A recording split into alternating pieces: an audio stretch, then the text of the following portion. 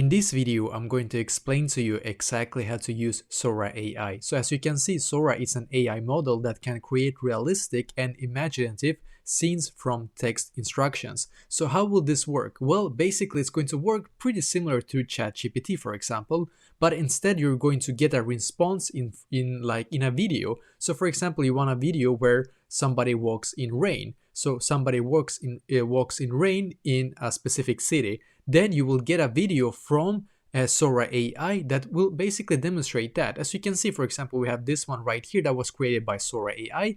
We have another examples and so on. So basically that is how Sora AI is going to work. You're going to get a video from them for whatever you have actually written to them, and then in response you're going to get a video. And now if you want to be able to access Sora AI, unfortunately as of right now it's not available to us. It's only available to a few professionals that is currently able to use this, but unfortunately as of right now it's not available for everybody, but hopefully soon it will be, so we can actually all use this Sora AI.